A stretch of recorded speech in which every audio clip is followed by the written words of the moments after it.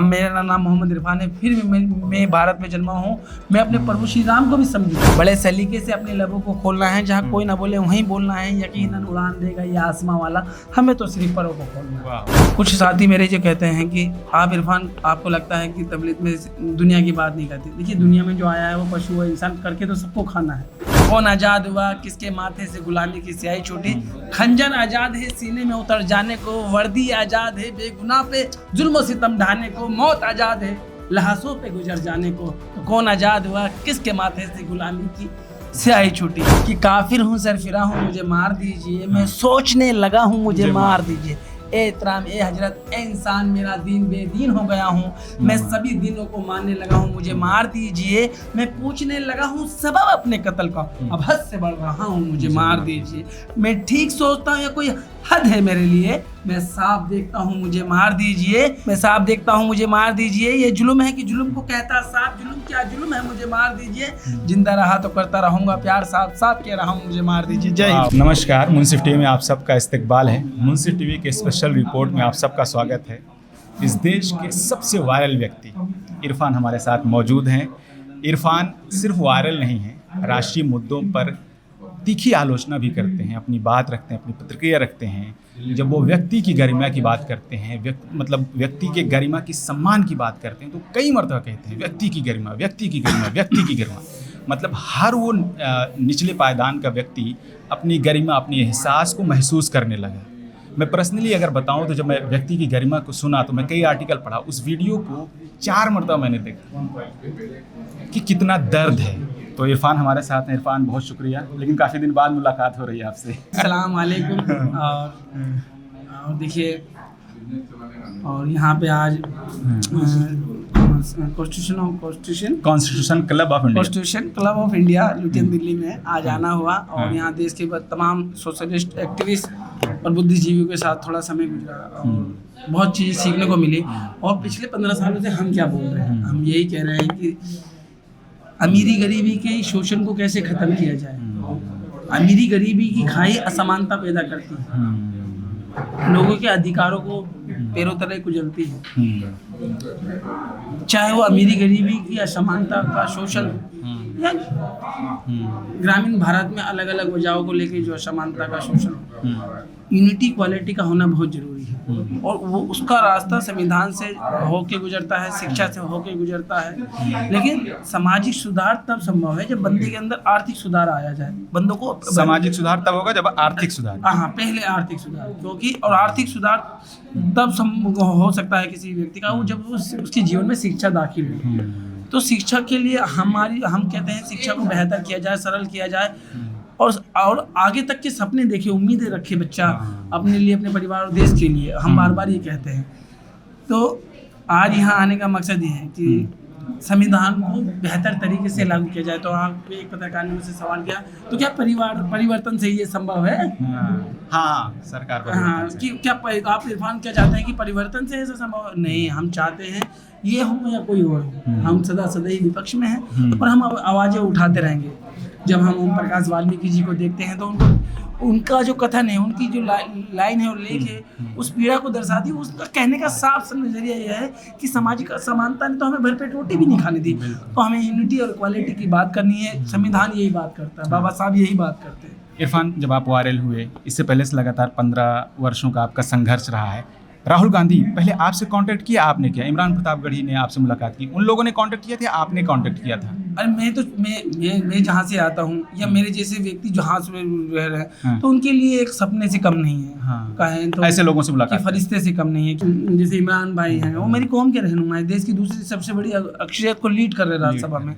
उनके साथ मेरा वक्त गुजरना, खाना पीना या उनसे कुछ सीखना, तो ये मेरे अगर मैं किसी को कहूँ, अगर कैमरे पे चीज़ें ना होती और मैं कहता कि इमरान भाई से मैंने मिला, उनके साथ खाना खाया, तो दुनिया के यकीन नहीं करते। मानते हो ना, ये चीज़ें होती हैं। उनका कद बड़ा है, वो इस देश की बड़ी आबादी को लीड कर रहे हैं, उनके अधिकारों को लेके, उन पे हो रहे जुल्म को लेके वो बोलते हैं, मुखर रहते हैं। राहुल गांधी और इमरान प्रतापगढ़ी मुलाकात किए, काफ़ी लंबी मुलाकात रही।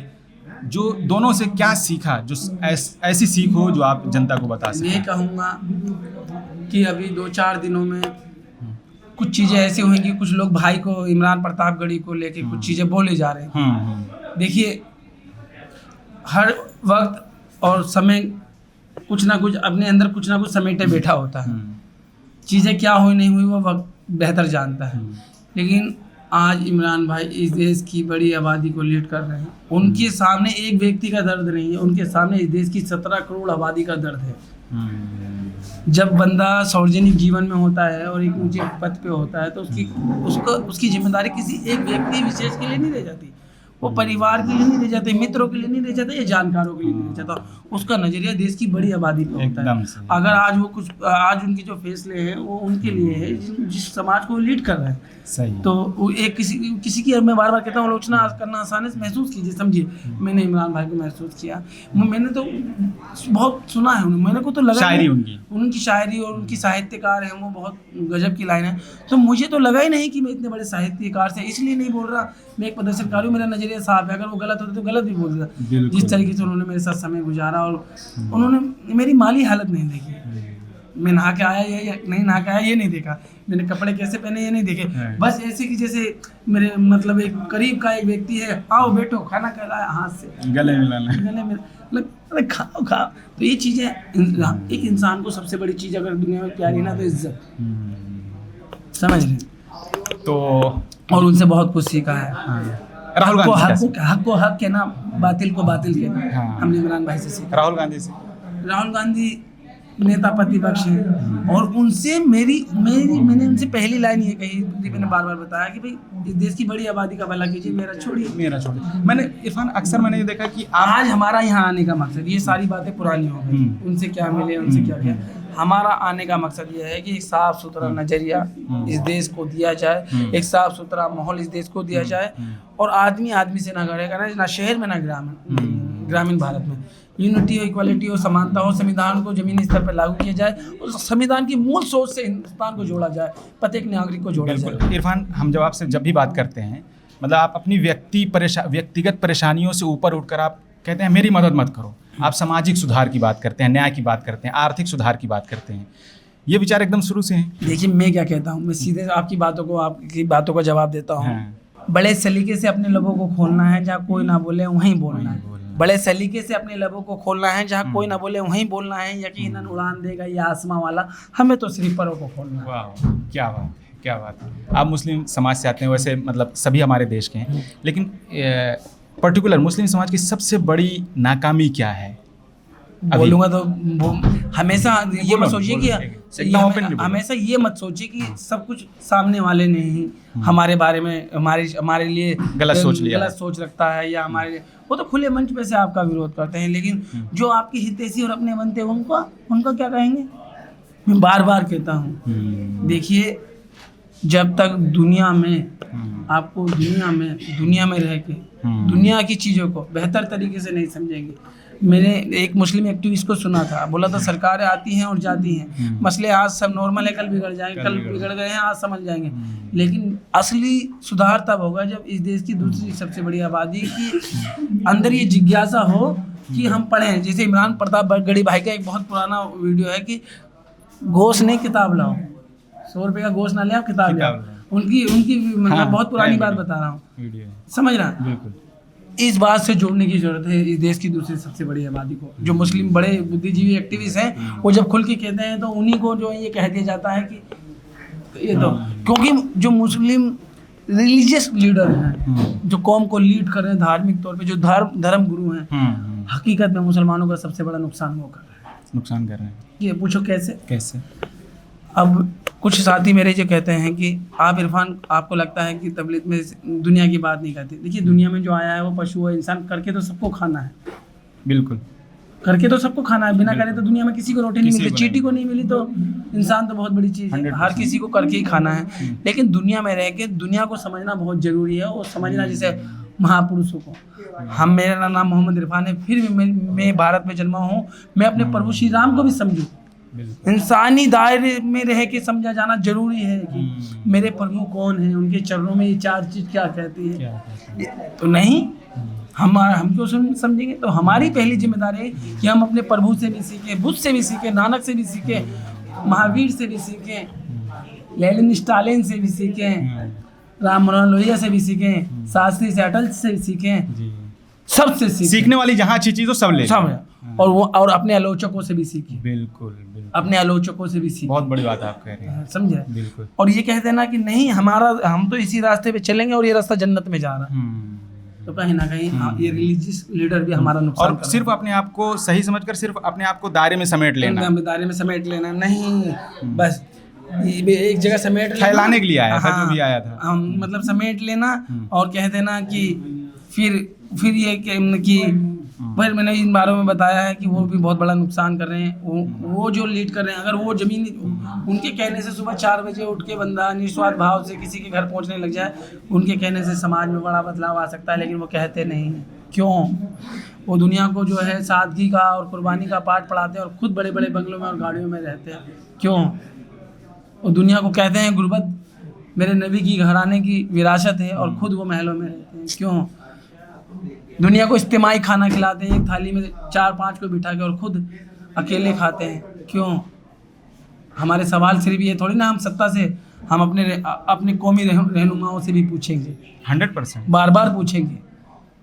आज जहाँ से हम आते हैं उस भारत की जो बड़ी आबादी, मेरी ही कम्युनिटी से जो बड़ी आबादी, उसका जीवन जाके देखिए किस स्तर पे है। समझ रहे हो? हर चीज़ पे अल्लाह कादिर है वाकई में।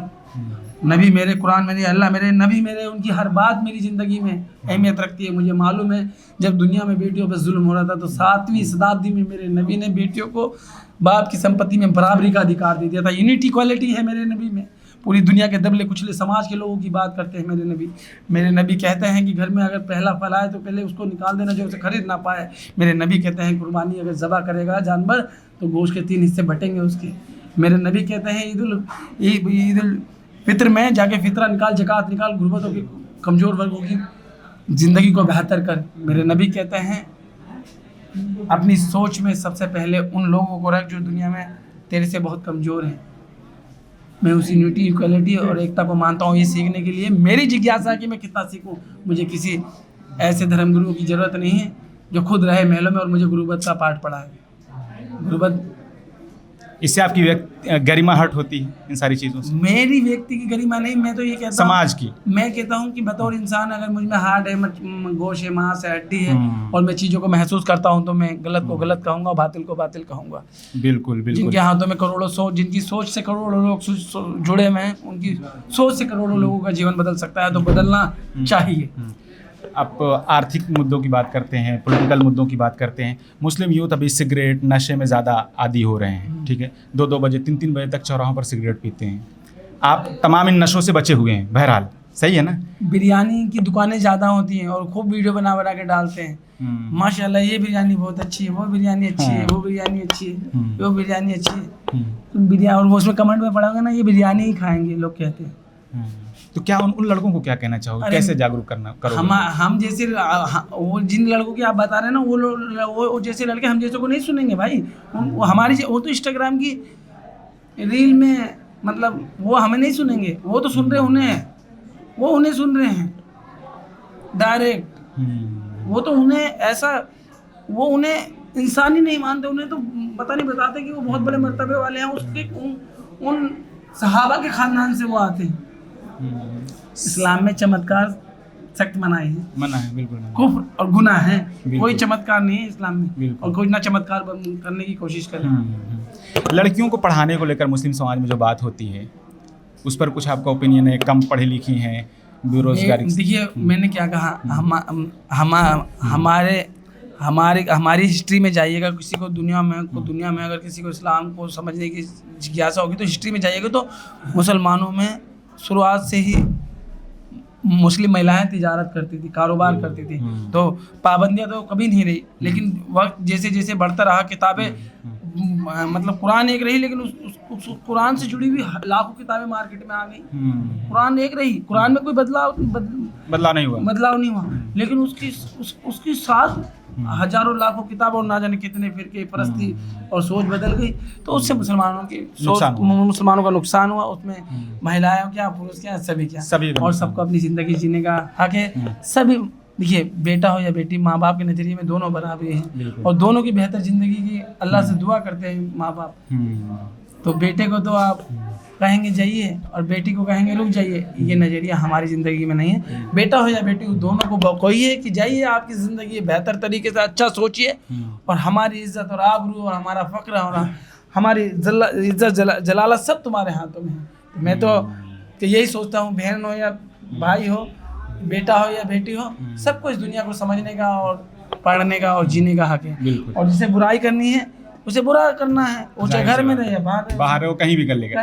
मुस्लिम जो धार्मिक लीडर हैं, जो मजहबी लीडर हैं, उनसे 3 जो आप अपील करना चाहें कि उन 3 चीज़ों में सुधार होना चाहिए आपके हिसाब से। मैं चाहूँगा कि वो सार्वजनिक स्तर पे, दुनिया के स्तर पे आके, कि मैं कहता हूँ कि मैं एक मुस्लिम एक्टिविस्ट को सुना था कि अगर कोई चीज़ हमें बदल सकती है, बेहतर बना सकती है और हर चीज़ से बचा सकती है, तो वो है पढ़ाई। हमें पढ़ाई के प्रति अपने लोगों में जो कमज़ोर वर्ग है उन्हें ट्रस्ट करें, बड़े बड़े कॉलेज कैंपस बनाएं, स्कूल बनाएं, प्राइमरी स्कूल बनाएं, छोटे स्तर पे जैसे हम मदरसे संचालित करते हैं वैसे स्कूलों को संचालित करें, दुनियाई एतबार से बच्चों को तैयार करें, उनको छोटी सी उम्र में महापुरुषों के करीब लेके आएँ। जब वो 18 और 19 साल के हो तो वो दुनिया से आके मिला के कहे कि हाँ मैंने राजा राम मोहन राय को पढ़ा है, हाँ मैंने स्वामी रामकृष्ण परमहंस को पढ़ा है, हाँ मैंने ज्योतिबा फुले को पढ़ा है, हाँ मैंने माता सावित्रीबाई फुले को पढ़ा है, हाँ मैंने फातिमा शेख को पढ़ा है, हाँ मैंने मौलाना आज़ाद को पढ़ा है, हाँ मैंने सभी को पढ़ा।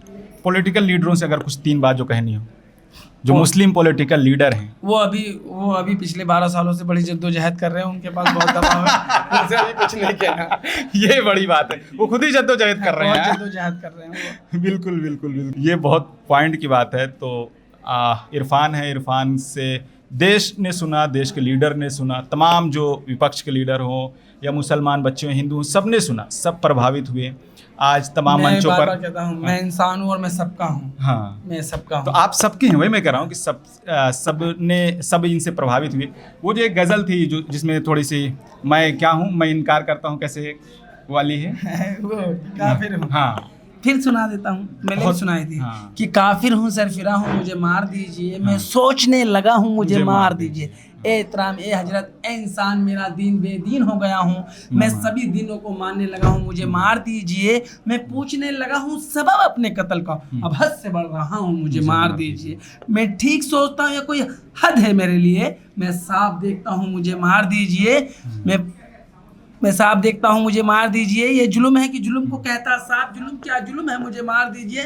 जिंदा रहा तो करता रहूंगा प्यार, साफ साफ कह रहा हूँ, मुझे मार दीजिए। जय हिंद। लोग आपको पसंद कर रहे हैं, जैसे मुझसे क्या कहते हैं, मुझसे कहते हैं आपकी विचारधारा को देखिए, किसी भी इंसान से, किसी भी इंसान का दुनिया में जब कद बढ़ता है तो उसकी पहली जिम्मेदारी ये है कि वो जहाँ से आया है उनके लिए क्या नजरिया रखता है और क्या करेगा।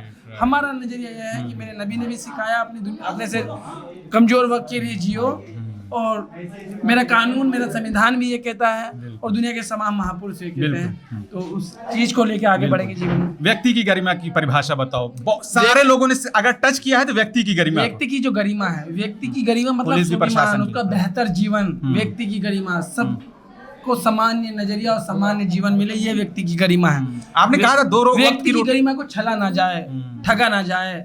और मैंने अभी बार में एक लाइन सुनाई थी आपको, कौन आजाद हुआ किसके माथे से गुलामी की स्याही छूटी। कौन आजाद हुआ किसके माथे से गुलामी की जंजीर छूटी, स्याही छूटी। हाँ। समझ रहे हैं? मेरे सीने में दुख है मेरे हुक्कामों का, मादरे हिंद के चेहरे पे उदासी वही। कौन आजाद हुआ किसके माथे से गुलामी की स्याही छूटी। खंजर आजाद है सीने में उतर जाने को, वर्दी आजाद है बेगुनाह पे जुल्म सितम ढाने को, मौत आजाद है लहासों पे गुजर जाने को। तो कौन आजाद हुआ किसके माथे से गुलामी की स्याही छूटी। तो बातों को लंबा इन सब से आजाद हो जाए, वही व्यक्ति की गरिमा, वही व्यक्ति की गरिमा है। जय हिंद, जय भारत। जय भारत, जय भारत। तो इरफान है, इरफान के विचारों को आपने सुना, पिछले कई दिनों से काफ़ी ज़्यादा वायरल हैं। सिर्फ वायरल नहीं है, वायरल के साथ सामाजिक, आर्थिक और समानता के मुद्दे पर अपनी राय बेबाकी के साथ रखते हैं, और वही मुद्दे जो 15 साल पहले ही उठाते थे, उन्हीं मुद्दों का आज भी जिक्र कर रहे हैं। और हाँ, दिल के साफ हैं। उम्मीद है कि इनके साथ अच्छा हो और भविष्य में बहुत कुछ अच्छा करें। कैमरामैन बलवंत के साथ मैं नदीम, मुंसिफ टीवी, इंडिया।